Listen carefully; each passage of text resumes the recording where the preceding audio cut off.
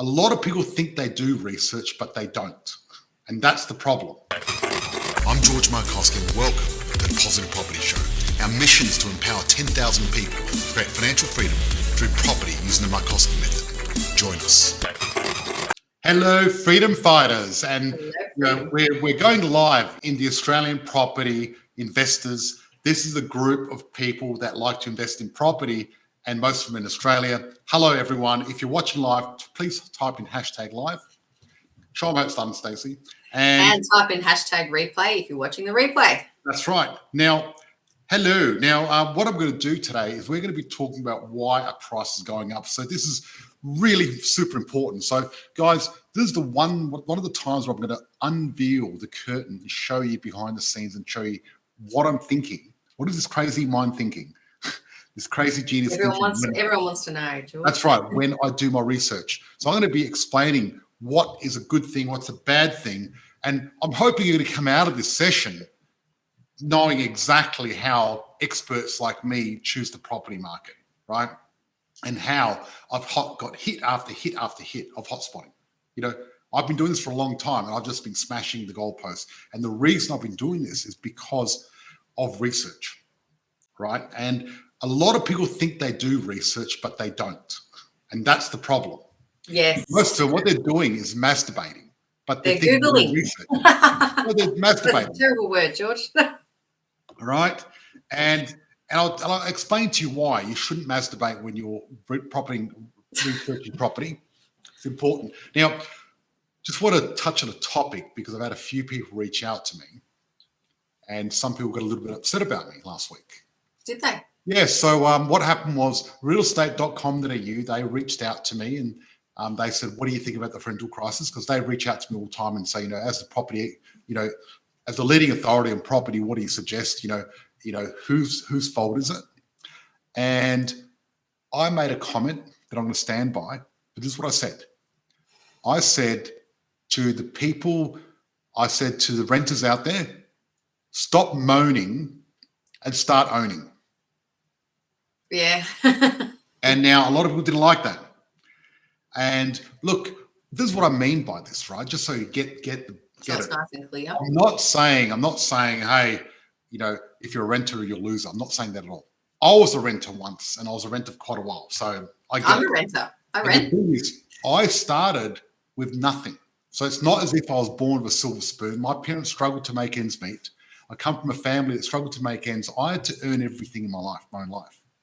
But I didn't have a sense of entitlement like a lot of people do. Right? I wasn't going, it's not fair. The government charges too much tax. Rents are too high. I'm not You're trying to find a way. Right? Yeah. Right. So there's two things you can do, right? One, you can lay down and die and go, it's too hard and blah, blah, blah. And some people are going to do that. But if you are, you're probably not in the right place because this place is for freedom fighters. This place is for winners. This is for people that get knocked down but get up again. Right? There's nothing wrong with getting knocked down. You're going to get knocked down. It's how many times you can get up again. Absolutely. Elon Musk nearly went broke so many times. He slept on the factory floor. Now he's the richest man in the world. Yeah. Right? I have been there myself. So I'll tell you what. When I was in Sydney and I was an art dealer, and what happened was I started the art business and, I was in my 20s. I was like 19. I started this business with a guy much older than me, and he had more experience. And little did I know this guy had a drug addiction and was a bit of a criminal. And he stole everything I had. And I ended up on the street. I had nothing. And I caught up with a mate of mine, and we ended up finding an apartment. And we used to donate blood and do, surveys for, perfume and stuff and get paid to do it just to get cash. Yeah. Right? So it wasn't easy. We'd go in the shops and we'd buy rice, the cheapest rice you can get because rice is really filling, you know what I mean, or popcorn. And, we'd love to have like a steak or something, but that was going to be impossible. Yeah. Right. And, so I've done it hard. So I know what it's like. I've done it where we had to scrape together every cent to pay rent. But I never moaned about it. I didn't go, it's not fair. I did something about it. I got off my ass and did something about it, worked hard and got to where I am now. So a lot of people go, it's easy for you to say you're a multimillionaire, you make $1 million a year, blah, blah, blah. But I wasn't always making $1 million a year. I wasn't born and made $1 million when I woke up. No, Exactly. And it's not necessarily that renting itself is bad. It's if while you're renting, you're not doing anything. Yep. And someone said they did medical drug tests to get uni to get by. Exactly. And well done, you know what I mean? That takes courage. I've worked on concrete pumps. I've done door-to-door sales. I've worked in a factory. I used to tidy people's gardens to get paid cash and put it, It's how it starts. Like you're always an entrepreneur, you're saying, right from day dot. Yeah, totally. I started my first business when I was 7 years old, which went well. In the 70s, I was like making bank. I was making like $13, $14 a week. That was good money in the 70s. Yeah. I was like 8 years old. It's like, I wasn't not supposed to go to the bank, money in the bank, And I did that for years. I used to put my money in the bank. And, what an idiot. I didn't realize, the banks, they get your money. And what they do is you put $1 in and they rent out $10. Right? So you get taught when you go to school, you get taught save and work and get a safe job. And I'm saying all of that is a lot of bullshit. And you're not going to get rich by doing this because, one, if you get a job, even a good job, you're getting dollars for time unless you're converting that money into investments. But see, the thing is, when I started working, I found at an early age, I got involved in sales because in sales, you can get paid more per hour if you work harder or you're better, right? Because, you do admin, you're stuck per hour. Yeah, even if you're a dentist or a doctor, you get a lot per hour, but you're stuck per hour. But if you can get into sales or something like that, then you can actually earn more by doing. There's no ceiling. Exactly. So it's like being an entrepreneur. Yeah. So why property price going up? Let's talk about research. Let's get back with the research. Okay.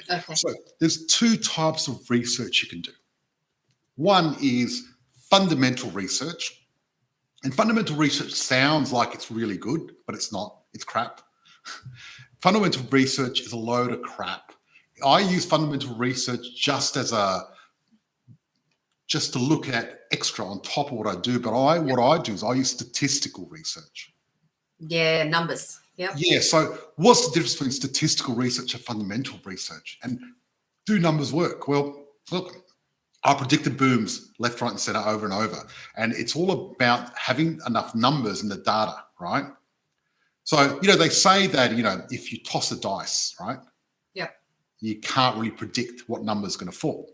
Mm-hmm. But I bet you if we got a camera and it took a photo of the dice, we could measure how heavy it was and how it was weighted, and we had this camera measuring it as it going down, it had an AI, you could probably predict each time what number was going to hit the ground with enough data. And that's the same as with, properties. With enough data, I can see what's going to happen. Yeah. So the numbers all line up for things, right? Yeah. And the data is a lot better now than what it used to be. When I first started investing, there was no data. There was the newspaper and your gut feel. Mm-hmm. Right? But now some people still use that. Yeah. But now we've got so much data, it's really good. Yeah. But see, a lot of people have got some fallacies about what makes an investment good and property price going up. I'm about to bust those sacred cows. I'm going to be slaughtering a few sacred cows tonight. So, for example, a lot of people say being next to a school. Yeah, they do. Or a train station. Or a train station, or being close to the CBD. That's a big one. So let's say there's a rumor out there goes, you've got to be 8 Ks to a CBD, and that's going to go up. Right? Mm-hmm. Now, this is the fact. How long has that suburb been 8 Ks from the CBD? Probably a long time. Yeah. At least 50 or 100 years. Now, don't you think over the last 50 or 100 years, that's already been factored in? Yeah. Yeah, so fundamental research is useless in the past, but it's very powerful when it's fresh, new news. So, for example, if I knew a school was coming in a certain area and no one else did, then I'm ahead of the game. Yeah. But if there's already a school there and everyone knows there's a school, well, guess what? Everyone already knows. Yeah. It's already factored in. And another thing that people get confused about is they don't understand the difference between desire, right, and demand. Yeah. You right? want And to, yeah. there's a massive difference between design and demand. And let me explain.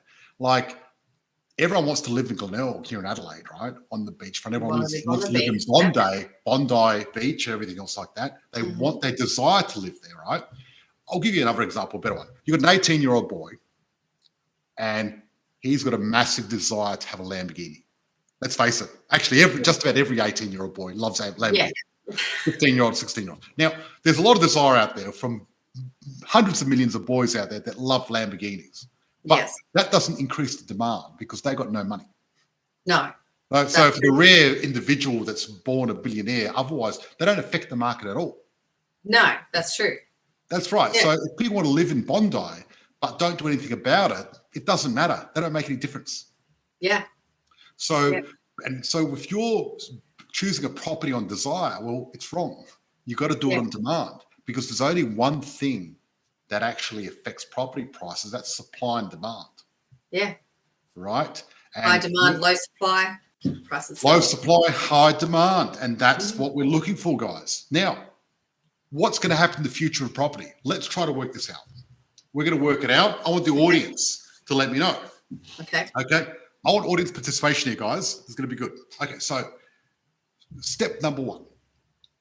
Now, at the moment, last 2 years, we've had a 50% reduction in the rental properties available. Yes, we have. Okay, so is that more supply or more demand? What's going to happen there? Less supply, more demand, correct? Correct. Actually, the demand is doubled. Yeah. With half the supply, you've doubled the demand. Yep. That is a pretty powerful driving force. That's yep. Now let's look at employment. Okay. With the lowest unemployment rate in 50 years. 49 years, but close enough. Yep. Now, so that means everyone's got a job. Does that increase demand? They've got more money. Yes. We've got less poor people. Next, we're about to have 250,000 immigrants per year moving to Australia. Is that going to create more demand for property? Oh, yeah. Actually, for every 3 people, we need 1 dwelling. That's around 80,000 dwellings. We don't have enough. We've got builders going broke and not building as many properties. Is that creating less supply? Yes. Yes. We've got interest rates going up, so less people want to buy. Is that creating slightly less demand? Yes. Right. I want to give everyone the full story. It's not all roses, but you look at all the positives, all the negatives, and then count it up. So on the pro page, we've got, what have we got? We've got immigration, jobs and rental market. And on the cons, we've got interest rates going up. Yep. And they've been predicting a crash for years, time and time and time again, and it still hasn't happened. Stacey, how long have you been on the program for? How long have you been with us for? I've been on the program for just under 2 years, and I've been with you for a year. Great. Now, since you've started, I bet you the whole time you heard don't invest. Before? No, when you've been working with us the last 2 years. Yes. Non-stop. Now you've invested, and how have your investments gone? Yeah, really good. I haven't had any problems at all. They're all making money. And we've seen how many members make money out of property over the last 2 years. Yeah, all of them. Week after week after week, success, story after story. That's the fact. Yeah. Right. So with my comment about, what was it called? It was, what did I say about the renters? Stop moaning and start owning. Yeah. So a guy came up and he posted on my Facebook and said, "Oh, how dare you? You sound like Marie Antoinette before the French Revolution. Let them eat cake." Everything's cake. I said, let them make cake, not eat it. Make some fucking cake, sell them, eat them, right? And everything's about perception too. So it's how they took that comment. You sent that message out in a way that and they've taken it in whatever way they've taken it. They've taken it as, oh, we can't afford to buy, so we have to rent. Well, I agree. Yeah, rent, but invest at the same time. So yeah, exactly. And the thing is, this is the deal, right? At the end of the day, there's only one constant thing in your life. That's yourself. Yeah. So until people take responsibility for everything in their lives, then you're not going to have any power. You're not going to get anywhere. Yeah. right? And the fact of it is, whether you like it or not, you're responsible for your life. Yes, you are. And if you can't afford to invest in property, then you need to change your mindset. Number one, two, get educated, and three, get off your butt and do something. I'm sorry to say this to you guys, but that's the way it is. Forget the sense of entitlement. Sense of entitlement is not going to make you rich, Nope. but thinking smart and working hard and having a bit of discipline will. Yeah. I was talking to a guy actually today who isn't in a position to buy right now, but wants this so badly. He's renting right now, wants to buy. And so he's trying so hard to find a way. And he's like, oh, I can't do this way. Oh, there's roadblocks. It's going to be roadblocks. It's about finding your way into the market. That's right. And if you can't find a way, this is what I suggest you do. Come and check out our challenge. We've got the millionaire, what's it called? The multi-millionaire blueprint challenge, right? Yeah. 14-day challenge. And on there, we show you how to get a deposit, how to fix your credit, how to save money, how to find a property. We show you everything. And it's really powerful. It's really good. Yeah, we'll get someone to put the link in afterwards if you like. No, we're not going to get the link. Just type in #challenge and we're going to give you the stuff. We'll send it straight to you. Yeah. So what is someone saying? Can you read that out, please? Yeah, sure. You're responsible for your own fate. No one will do it for you. Do the hard work now and reap the rewards. Absolutely. There's two types of pain, the pain of discipline and the pain of regret. And I'll tell you what, the pain of discipline might be a little bit painful, but the regret is so much worse. The pain of quitting smoking is painful, but dying of cancer is a lot more painful. The pain of saving and investing in property is hard because you've got to save, you've got to work hard.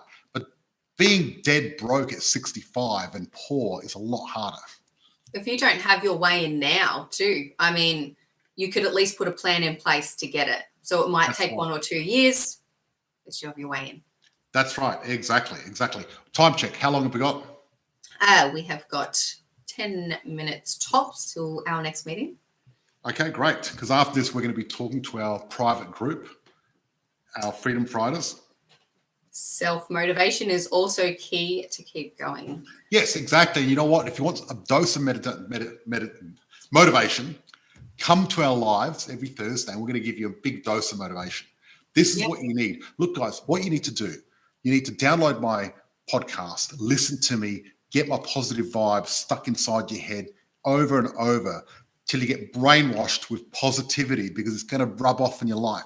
When I first started, I was listening to Robert Kiyosaki, Think and Grow Rich, Napoleon Hill, day in, day out, right?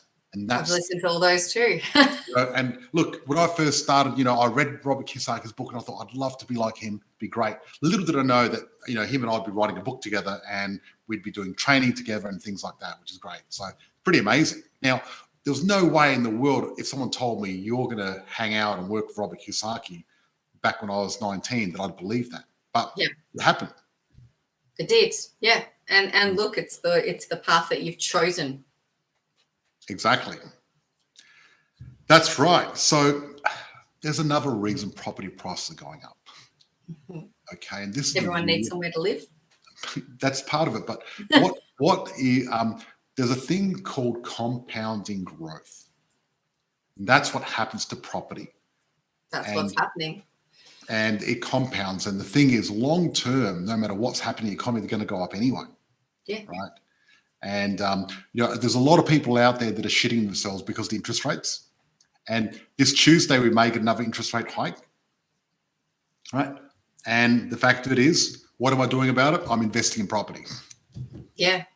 Yeah. I know every time the RBA has racked up the rates, property prices have gone up. Yeah. Every single time. So I'll do that again. Yeah, absolutely. And that's what we're helping other people do as well. And we'll help you. Yep. Obviously, just book in.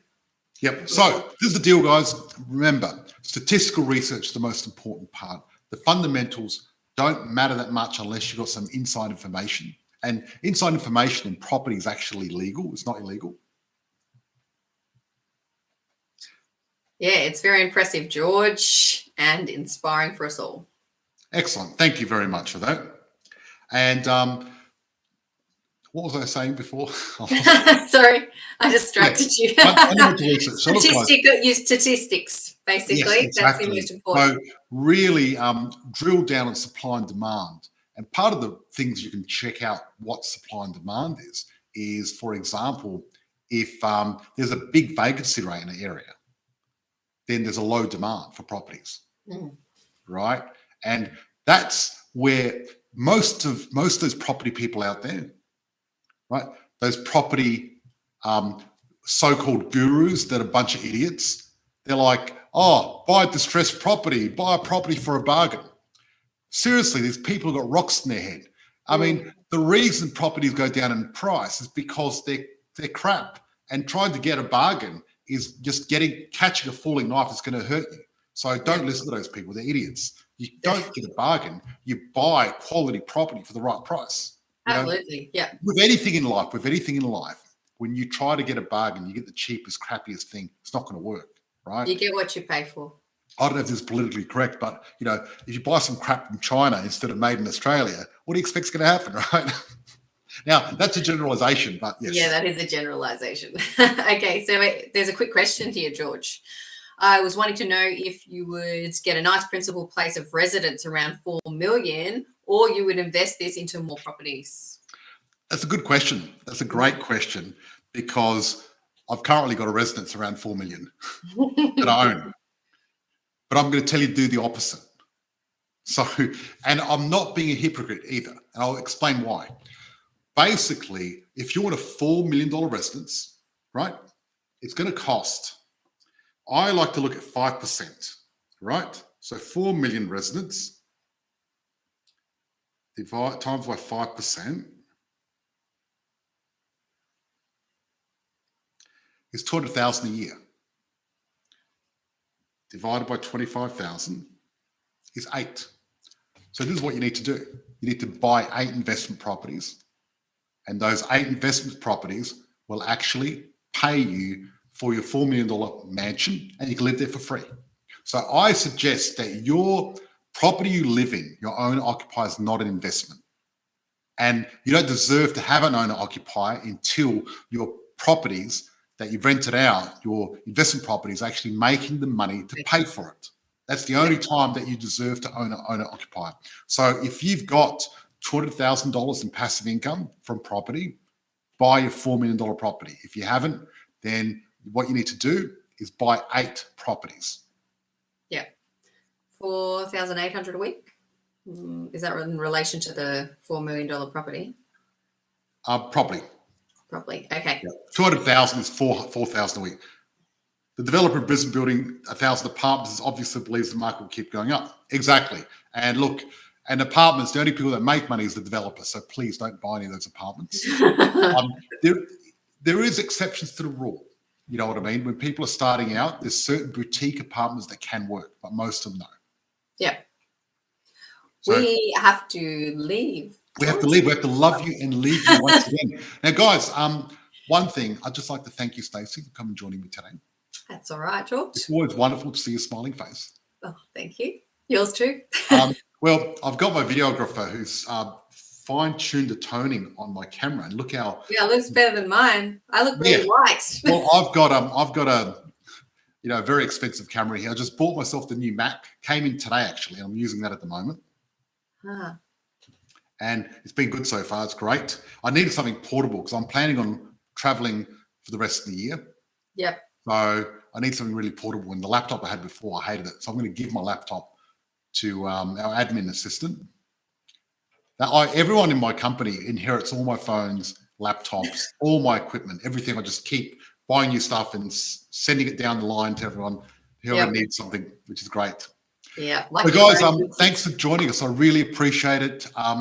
Make sure you check out the podcast. If you want to learn more, then type in #challenge if you want to learn how to get into the property market. If you're a renter, if you're sick of renting, if you want to invest, that's what you need to do. And I'll see you next week, same bat time fate challenge. Now, I'll tell you about some great topics coming up. I've got an expert from Brisbane who flies around the world with frequent flyers. He's going to be showing us how to get first class and business class everywhere we fly, which is going to be great. Oh, that sounds good. I can't wait for that one. Then after that, I've got my lawyer. We're going to be talking about land tax in Queensland. Yes. And then we're going to be talking about estate planning, asset protection, and trusts, and how to keep your ass safe. And we've got some exciting news coming out for our members too, in regards to flying around the world too, don't we, George? We do. Yes, we've done a deal with a credit card company, and we're going to be helping our members get 200,000 points each, which is going to be great. Oh, someone's asked for the Zoom details. I don't know who that is. It says Facebook user. The Zoom details will be in Australian the property investors inner circle, whatever it's called. What's it called?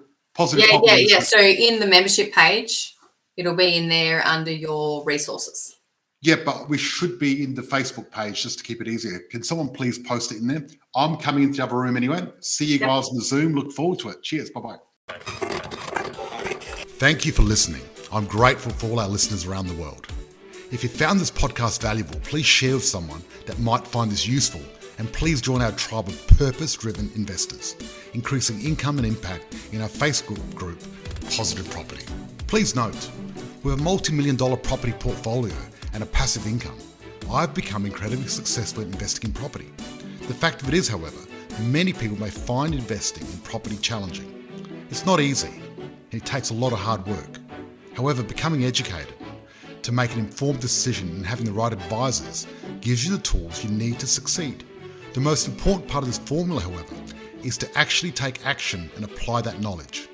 It is important to understand the information I share is of a general nature only and is not taking into account your unique circumstances. If you're considering investing in any asset class, you need to seek the advice of an independent professional advisor who will be able to look at your specific situation.